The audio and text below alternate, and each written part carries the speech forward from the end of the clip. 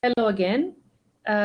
This is the fourth and last lecture of the mini course on Fano Foliation, which I'm teaching together with Stéphane Roel. And the aim of the lecture today is to discuss the problem of classification of Fano Foliations of large index. Before I start discussing this problem, let us discuss the classical problem of classification of Fano manifolds. So why do we expect to classify Fano manifolds? So this is because of this theorem of Kollarmia, and Mori from 1992 that says that if you fix the dimension n, then Fano manifolds of this fixed dimension form a bounded family. So in principle, then we hope to be able to write down a finite list of all Fano manifolds of a fixed dimension.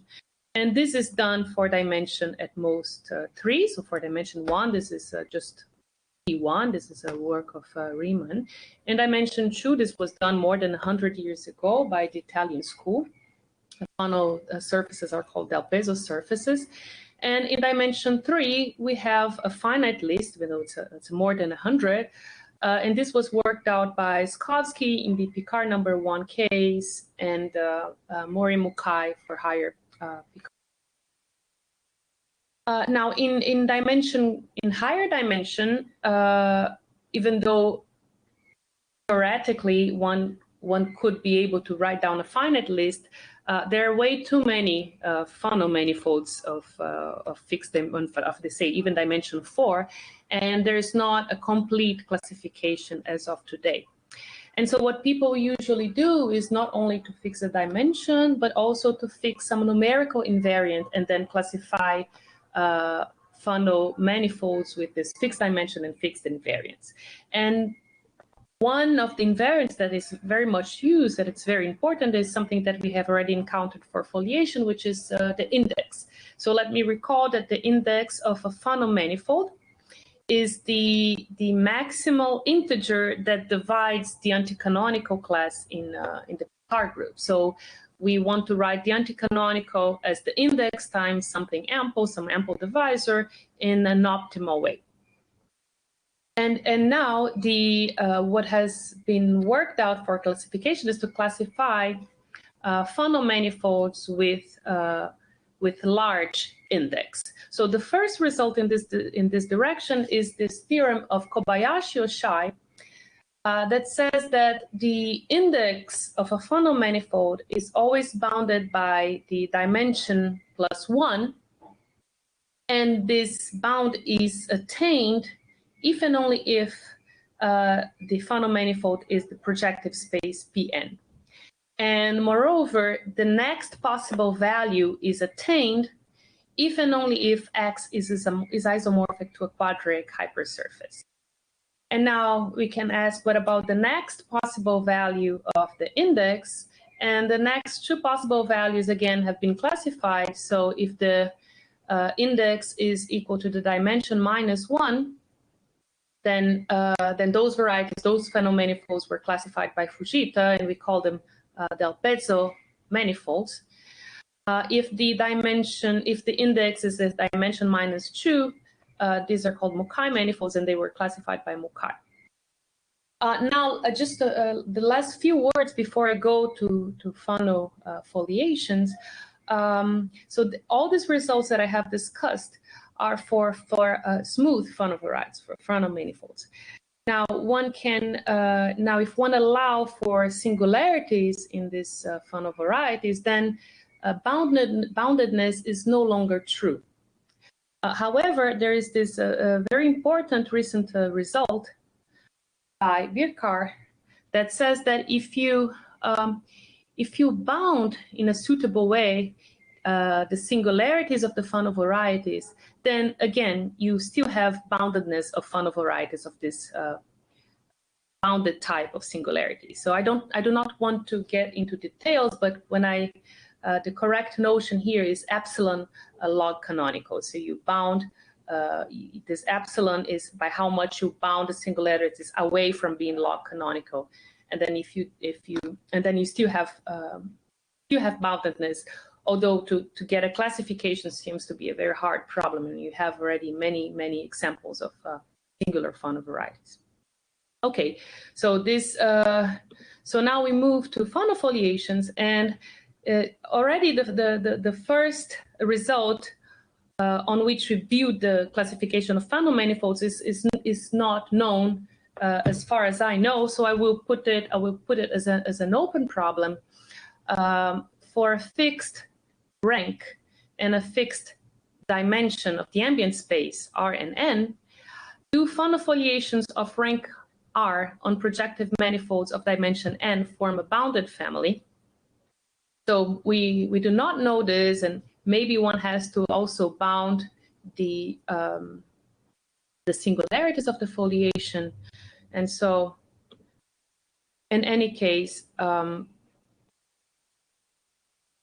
okay, so now a necessary condition for a manifold to admit a Fano foliation was proved in the lecture 0 and 1. So we already know that if you have a Fano foliation F on a projective manifold, then there is a subfoliation with algebraic and rationally connected leaves. In particular, the ambient space has to be uniruled. So this is the first necessary condition. And now we are going to impose restriction on the index. And so let me remind you the definition of the index. So if you have a Fano foliation on a complex projective manifold, again, the index is the maximum integer such that I can write the anticanonical class as m times an ample divisor. And the version of KOBAYASHI-OCHIAL for foliations was already mentioned in lecture 1, and this is a result that I proved with Stefan and Chandra Kovac in 2008. It says that if you have a proper foliation, so here I really assume that this is a proper subsheaf of the tangent bundle, a Fano foliation of rank R on a complex projective manifold, then the index is always bounded by the rank. And the index is equal to the rank. If the index is equal to the rank, then X must be isomorphic to Pn. And in this case, we are in the case of degree 0 foliations, which was already discussed in the last 2 lectures. So the goal of this, most of this lecture is going to be devoted to proving this theorem, and we are going to use pretty much all the techniques that we have introduced so far and some other techniques that I will discuss soon. So the first instance of this theorem actually goes back to Wall. So Wall proved more than almost 30 years ago or 40 years ago that if the tangent bundle of a complex projective manifold contains an ample line bundle, and this is the same as saying that X has a Fano foliation of rank 1, then X must be isomorphic to Pn. So in our proof of the KOBAYASHI-OCHIAL for foliations, we are going to assume that the rank is at least, we can assume that the rank is at least 2. Okay, so let me give you an overview of the proof that I will give today. So this is not the original proof that we gave. So this proof, I think it's simpler because it used all the techniques for foliations that we have developed since then. So the proof goes as follows. So we start with a Fano foliation of rank at least 2, and we assume that the index is greater or equal than the rank. So the first step is to show that the index is exactly R, so it cannot be larger than R. And then the next step is to show that the leaves of this foliation are algebraic. And once we know that the leaves are algebraic, we can consider the general log leaf that was introduced by Stefan in lecture 2. And in the third step, we are going to prove that this general log leaf is isomorphic to PR, and the boundary divisor being a hyperplane section. So in particular, PR with a hyperplane is a log canonical pair. And then in the last step of the proof, we are going to use the common point theorem to show that X is isomorphic to Pn. Okay, so this is the strategy of the proof.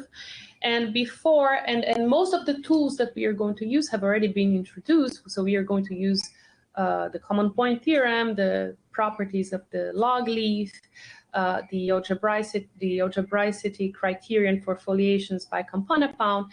But there is one very important ingredient that we have not discussed yet, which is the theory of rational curves on varieties. So as I observed, once you have a Fano foliation on X, X must be uniruled. And so let me make a sort of quick review of the theory of rational curves on uniruled varieties. Here X is a complex projective manifold of dimension n. And since the manifold is uniruled, I can find a family of rational curves. And by a family of rational curves, I mean a subvariety of the Schall varieties parametrizing one cycles, parametrizing rational curves, whose members sweep out a dense subset of X. So we call this a dominating family. So uniruledness implies, since we are over the complex, implies that there is a dominating family. There is this irreducible family of rational curves. And among all those dominating families, we choose a family whose members have minimal degree with respect to some polarization. So notice that this family W may not be proper, it may not be projective, because we may have say a subfamily of curves, of rational curves that degenerate into something reducible or non-reduced. So W may not be proper. However, since we chose a family with minimal degree, if we fix a general point of X, then the subfamily of curves, so I will fix X, little x, a general point, then the subfamily of curves of W passing through X, now this is proper, and let's denote by D the dimension of this variety. Now let me describe some properties of dominating families of rational curves. So the first property does not require minimality, just requires dominance. So if you have a dominant family of rational curves, then if I fix Z, any closed subset of X with codimension at least 2, then I can find a member of my family that completely avoids this proper subset, this closed subset. So this is going to be useful when we talk about foliations, because as we saw in lecture 1, the singular locus of a foliation has codimension at least 2 in X. So we can always find a member of a dominating family that completely avoids the singular locus. Now the second property that I want to discuss now requires not only dominance but also minimality. It gives a description of the restriction of the tangent bundle of X to a general member of the family. So here I am abusing notation. So what I really should write is the pullback of the tangent bundle by the normalization morphism from P1. But I hope that this is clear. So this restriction is isomorphic to a vector bundle of this type. So first we have an O2 factor. This O2 factor is precisely the tangent bundle of the curve that embeds here in this restriction. And then I have D copies of O1. So this D here is the dimension of the W sub X. And then the rest is trivial copies of OP1. This positive part here also has an important geometric interpretation. So this can be viewed, so these positive directions here can be viewed as the directions on which I can deform the curve, keeping one point fixed. Okay, and now let me just mention an important characterization of projective space in terms of dominating minimal families of rational curves. So these families, they actually capture a lot of the geometry of the ambient variety, and in some cases the variety can be characterized by the family, and this is the case of this theorem. So Pn x, the projective space, can be characterized by the condition that this D here, which is this dimension here of the W sub x for a general x, is equal to n minus 1. So there would be no trivial part. So this is an important characterization of Pn.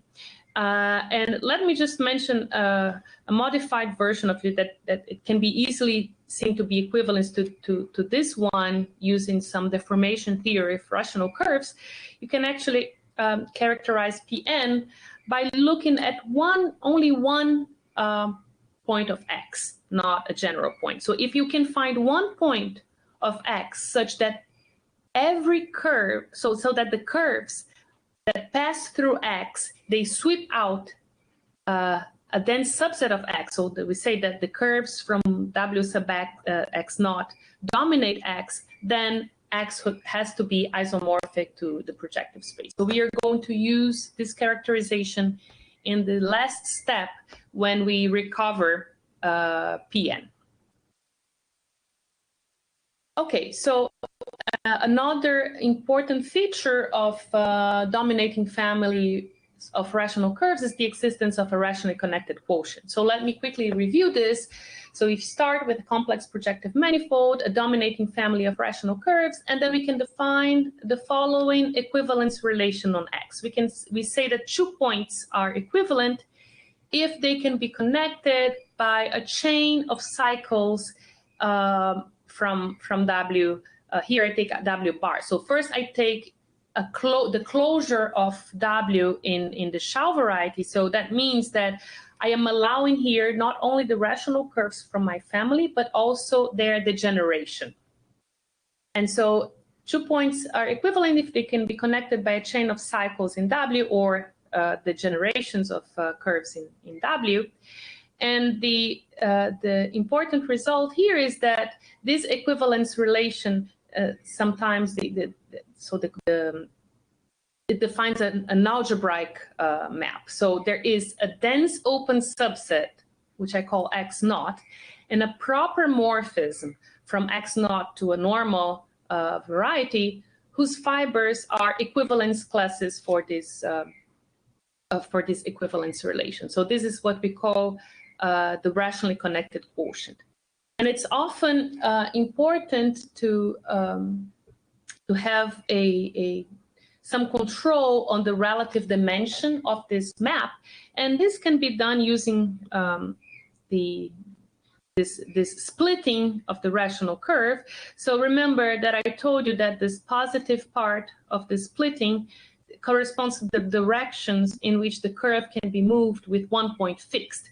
And so in particular, from the definition of the equivalence relation, we see that this positive part is contained in the relative tangent restricted to the curve. So this gives us that D+1 is a lower bound for the relative dimension of the rationally connected quotient. And now, finally, the last remark that I would like to make is the following. So if, as I told you, W is not necessarily projective, it's not necessarily proper.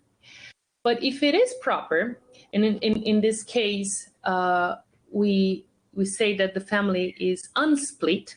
So if we have a non-split a dominating family of rational curves, that happens, for instance, if you have an ample divisor that intersects the curves with degree 1. So then these curves cannot degenerate for into something non-reduced or reducible for degree reasons.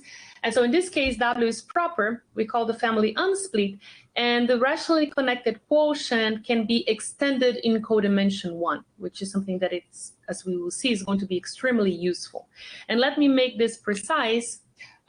In this case, we can find a dense open subset whose that is very big, so whose complement has codimension at least 2, and an equidimensional proper morphism onto normal variety whose fibers are equivalence classes, and also we can ensure that the fibers are reduced and irreducible. So this extension in codimension 2, as we will see, is extremely useful. Okay, so now I think this is what we need from the theory of rational curves on uniruled varieties, and now we can proceed to the proof of the Kobayashi-Ochial theorem for foliation. So let me remind you the strategy. So we start with a Fano foliation of rank at least 2, and index, we assume that the index is greater or equal than R, and the first step is to show that the index must be precisely R. Okay, so let's prove this first step. So we want to show this equality here. So let's assume by contradiction that the index is greater than R. And let's fix a dominating family of rational curves of minimal degree on X and consider the associated rationally connected quotient. So now we would like to see how our foliation behaves with respect to this rationally connected quotient. Okay, so what do we know? We know that if we take a general member of the family, as I mentioned before, we can take it, will avoid the singular locus of the foliation. And so in particular, F is going to be a vector bundle. F restricted to L is going to be a vector bundle on P1, and it must be contained inside the restriction of the tangent bundle of X to L. So this was the splitting type of the restriction of the tangent bundle to L. And we are assuming that the degree of F is greater than R. So it has to be R plus, at least R plus 1. And so this is only possible if this restriction is precisely of the form O2 plus O1 to the R minus 1. So this is the only way that it can have such degree, such high degree, and at the same time be included in this restriction of the tangent bundle of X to L. And moreover, this also forces the restriction of the ample A that appears here in this expression. The restriction of A to L has degree 1. So in particular, this family is an unsplit family. Okay, so but let's see what this means. So remember that this O2 here comes from the tangent bundle of the curve. And so what this is telling us is that all the curves or a general curve from the family is actually tangent to the foliation. But if this holds, then necessarily the relative tangent must be contained in the restriction of F to X naught. Remember that the fibers of the rationally connected quotients are precisely equivalence classes for being connected by points in W. So the fact that the curves are tangent to the foliation will tell us that this equivalence classes must be contained in fibers. So this is what we have. But now if we analyze these splitting types, then let's see what we have. So we already know that all the positive part of the splitting of this restriction must be contained in the relative tangent, which must be contained in F, which has this splitting type, and this is contained in the restriction of the tangent bundle to L. So if you look at this, then you see that there is only one way that this can happen is if we have actually equality throughout this first this first row. So this is what we must have. And so this is the important equality here. What we are seeing is that the foliation F must be induced by the rationally connected quotient. This is the conclusion. But in this case, remember, this is a proper morphism, and F is induced by this rational fibration. In particular, we can look at the log leaf, and the log leaf in this case is just a fiber of this map, of this morphism. And the boundary divisor here is just 0 because we have a fibration. However, I remind you that Stefan proved in lecture 2 that if you have an algebraically integrable Fano foliation on a complex projective manifold, then the boundary divisor of the general log leaf is always non-zero. So this is a contradiction, and this contradiction here comes from assuming that the index is greater than R. So the conclusion is that the index has to be exactly equal to R. Okay, so now we prove this first step, that the index is equal to R, and now let us show that the leaves of F are algebraic. And to show that the leaves are algebraic, we are going to make use of the algebraicity criterion that, that was discussed in lecture 0 and lecture 1. So this is, okay, so this is our assumption that the index is exactly R. And now, again, we fix a dominating family of rational curves of minimal degree on X. And such a family will induce a movable curve class. So we take the class of such rational curve, and it's a movable curve class in X. And it gives rise to this notion of slope that we have considered. And we can take the Harder-Narasimhan filtration of the foliation F with respect to this movable curve class. And so this gives us a filtration by subsheaves of F. And we had also this property for the slopes. The slopes not only of the quotients, but also the slopes of the terms of the filtration, they are decreasing. And what was proved in lecture 0 and 1 is that because we are starting with a Fano foliation, so the slope of F is always positive. And in fact, here it will be greater or equal than 1. And this comes from our assumption here.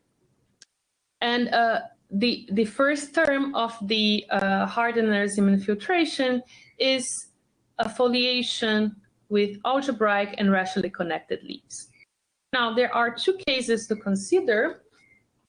So the first case is in the case in which the foliation F itself is semi-stable.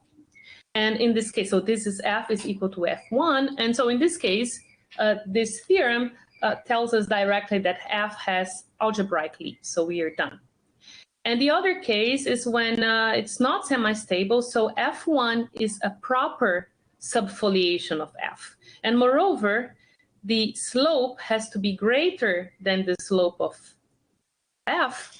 And so this slope of F1 is greater than 1. Okay, so this is what we have proved so far. So we are in this case 2. So we have a proper subfoliation, and the slope is greater than 1. Now, if we apply exactly the same argument that we did in case 1 to case 2, this subfoliation F1, then what we get is the following. So we get that the family has to be in split, F1 has to have rank exactly R minus 1, and F1 is induced by the rationally connected quotient associated to this family W. So this is exactly the same argument that we used in case 1. And notice, moreover, that because we know that Y is unsplit, we can extend the rationally connected quotient in codimension 1. So this X0 can be assumed to be an open subset whose complement has codimension at least 2. And pi is an equidimensional and proper with reduced and irreducible fibers onto a normal variety. Okay, so now this tells us that this foliation has F1 has rank R-1, and so it will induce on Y0 a foliation of rank 1, and in fact our F is going to be the pullback of this foliation G of rank 1 on Y0. So we proved in lecture 1 this the formula for the canonical class of a foliation, of a pullback foliation in this context, and we saw that the canonical class of F is well the saturation, the unique extension of this relative anticanonical to X plus the pullback of the canonical class of G. Okay, so let me. This is what we have proved so far. So we have this big open subset on which we have this this rationally connected quotient is a proper morphism with reduced fibers, and we have a foliation of rank 1 on Y0, whose pullback gives us F, and we have this formula. Now we know that this is ample, and the result that we would like to use now was the result that Stefan mentioned in lecture 2, that the anticanonical class of the relative anticanonical class of a fibration cannot be ample. So we would like it to apply to this anticanonical here. However, let me remind you that the setup that Stefan discussed, this map here was a proper morphism defined on a projective for projective varieties X and Y.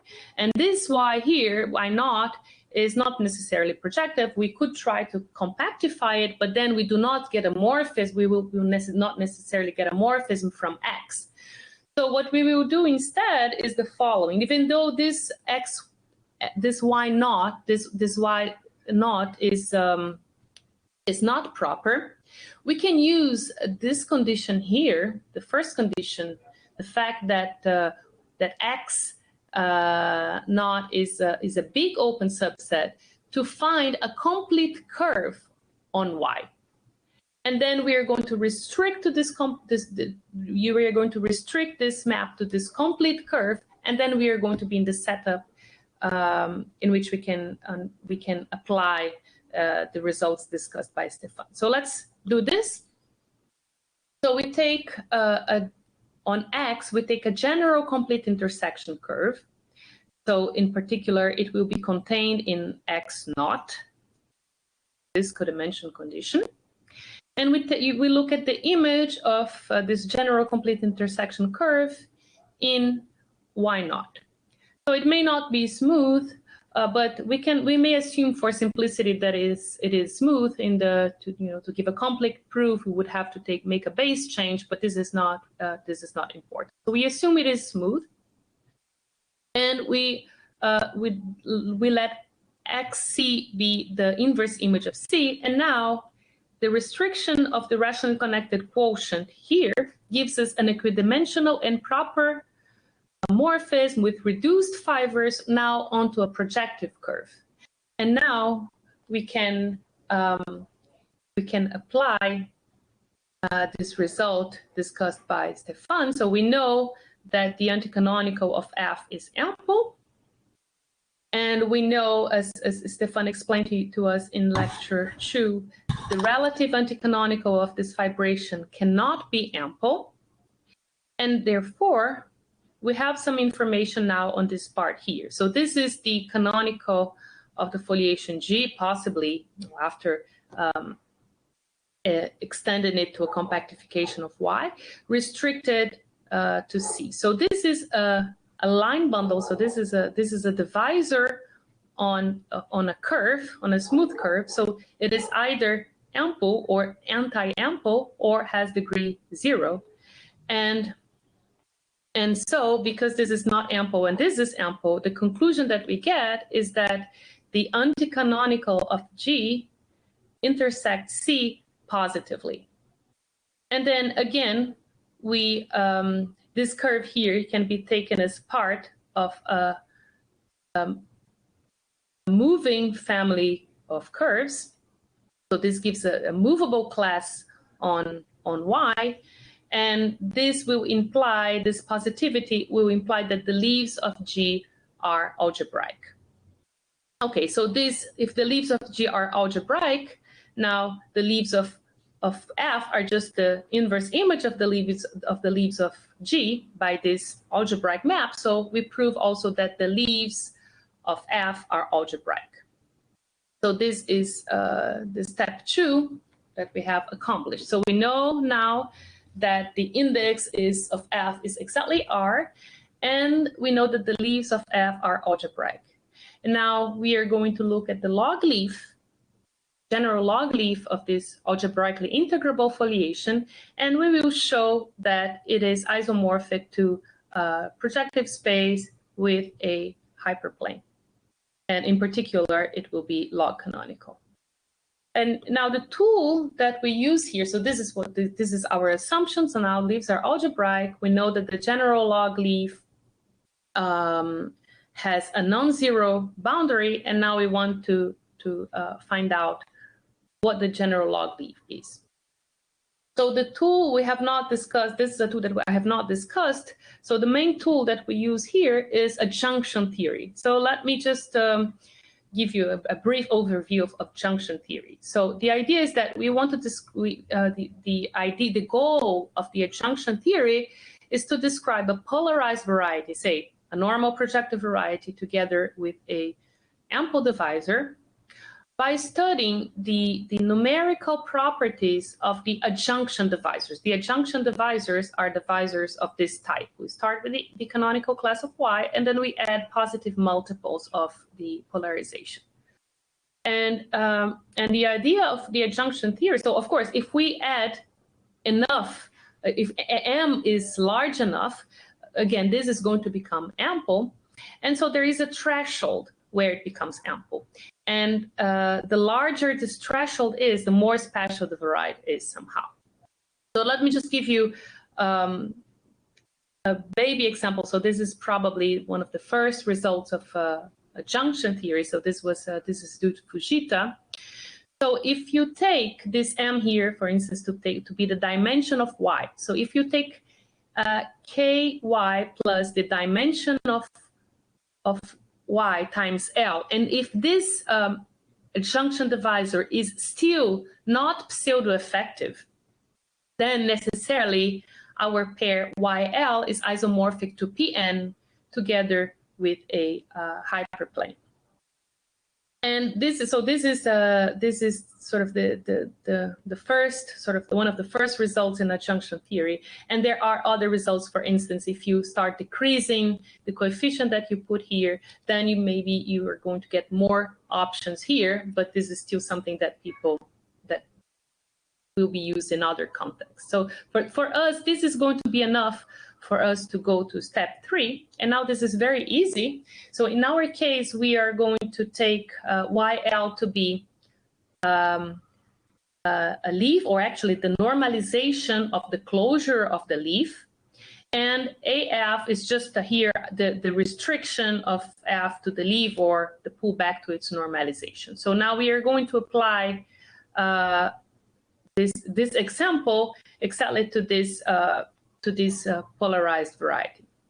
So the important thing that we have to use here is the adjunction formula that was the topic of lecture 2. So remember that the log leaf had this property that KF plus the boundary is linear equivalent to the restriction of the canonical class to F.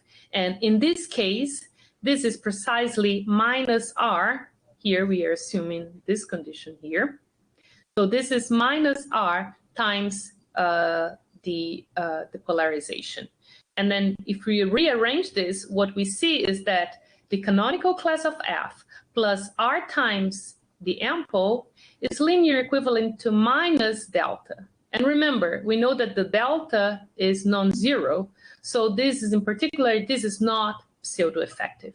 And so we can just immediately apply this result by Fujita to conclude that the polarized varieties PR with a hyperplane, and then applying the adjunction formula again, we compute that the delta must be a hyperplane class. So this proves step 3. And now we are going to use the common point theorem to show that that X has to be isomorphic to Pn. Okay, so these are our assumptions. The anticanonical of the foliation is the rank times something ample. We know that the leaves are algebraic, and we know that the general log leaf is isomorphic to PR with H. And the A, the restriction of the ample to the fibers, again, also hyperplane section. Okay, so notice that if we take this, so if a general log leaf a general leaf is going to the closure, the normalization of the closure is isomorphic to PR, and so we can consider lines inside this PR. So if we take lines in this PR and they will have intersection 1 with the A, they will form a dominating unsplit family of they extend to a dominating unsplit family of rational curves on X. So we take this dominating unsplit family, and let me remind you that as Stefan proved in lecture 2, that for an algebraically integrable Fano foliation on a complex projective manifold, if the general log leaf is log canonical, then there is a common point in the closure of a general leaf. So if we take now this common point, which I will call X0, in the closure of a general leaf, then so here, when I restrict it to each leaf, this is a point in PR, and so there is going to be a line sweeping out the curve, sweeping out the leaf, passing through X. And so when we extend it to a family in Pn, in X, what we see is that the curves on this family passing through X0, they dominate X. They will sweep out a dense subset of X. And then by the theorem of Shomya, Scheffer-Baron, and Quebekus that I explained, this proves that X is isomorphic to Pn. And so this completes the proof of step 4 and completes the proof of the theorem. So this is what we have proved, that the index is bounded by R. And if the index is R, then this is a foliation. Then X is isomorphic to Pn. And so now we can consider, exactly as we saw in the classification of Fano manifolds with large index, we can consider the next case. So let's make this definition. A Fano foliation, a proper Fano foliation of rank R on a complex projective manifold is a del PEZZO foliation if the index is R-1. So it's the next possible value. And sorry, and go back here. So we have this definition, and now we would like to classify del PEZZO foliations, and then we can remember the strategy of the KOBAYASHI-OCHIAL proof of the KOBAYASHI-OCHIAL for foliations, and try to use the same steps. So remember that the first step, once we know what is the index, is to prove algebraic integrability. Well, in this case, for del PEZZO foliations, algebraic integrability is not true in general. We have seen that for Pn, the condition of the index being R-1 is equivalent to the degree of the foliation being 1, and we saw an example of such foliation that it's non-algebraically integrable, namely the pullback under a linear projection of a foliation by curves induced by a global vector field.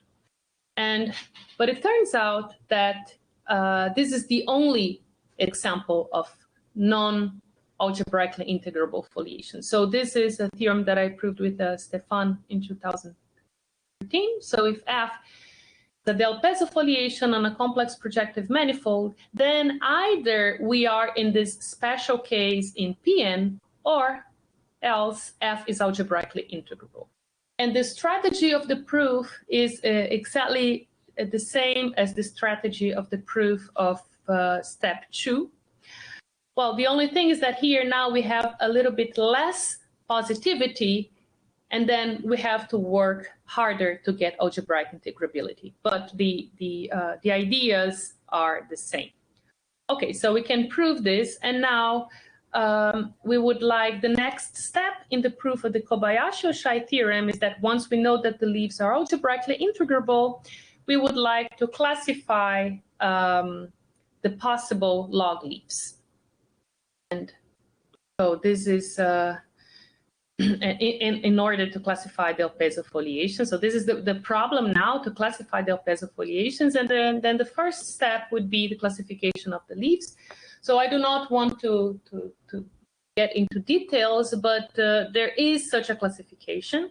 So if you have del Pezzo foliation on a complex projective manifold, then the log leaves must be in this list. So again, either you have a projective space with a quadric, and here this quadric can be degenerate. In particular, it could be a double hyperplane, and actually we do have one such example in dimension 2.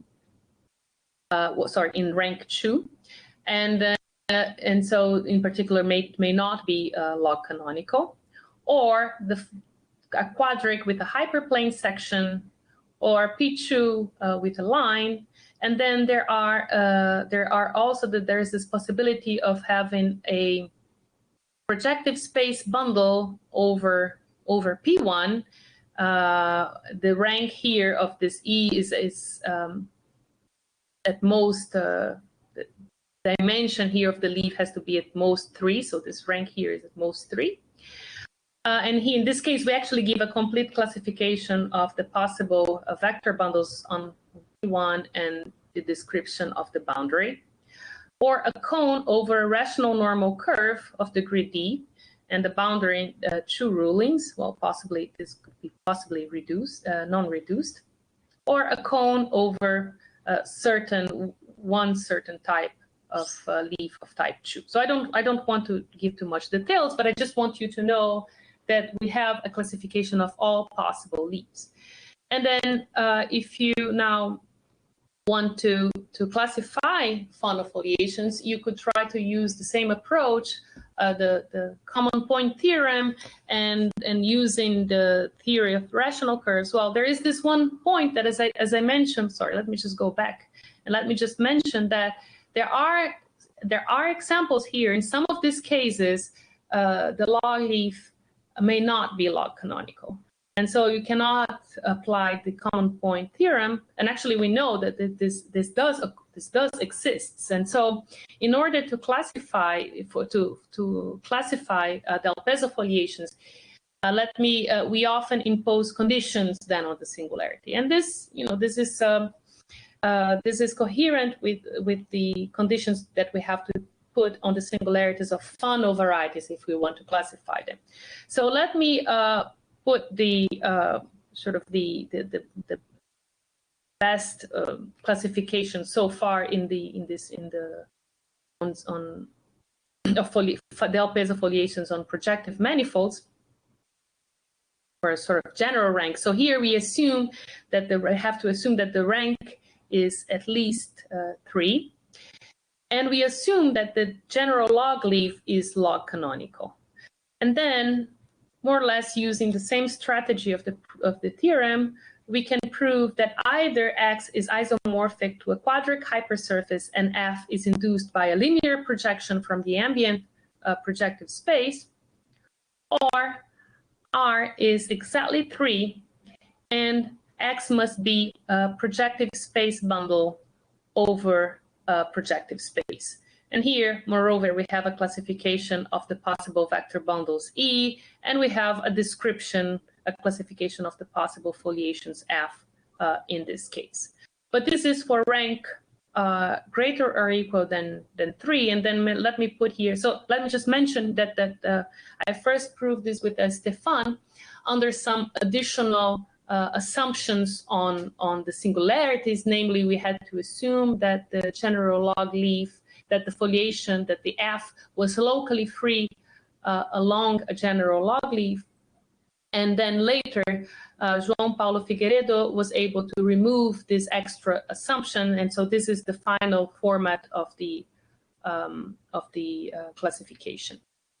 And now, what remains and what we really need new ideas is the problem of classification of the PEZZO foliations of rank R equals to 2, and so it would be nice to get a classification in this case. Let me point out that if you do not assume that the general log leaf is log canonical, then we know some, for instance, we can construct an example on a certain Grassmannian. But maybe if you assume that the general log leaf is log canonical, maybe you are able to have a similar result as this one. But let me just put it as an open problem. And so I think this is all that I wanted to discuss today, and this ends the mini course. So I thank you for being patient and attending to until the end of the mini course. And also I would like to thank again the organizers for not giving up the school and making this a virtual school and inviting us to give this remote mini course. Thank you.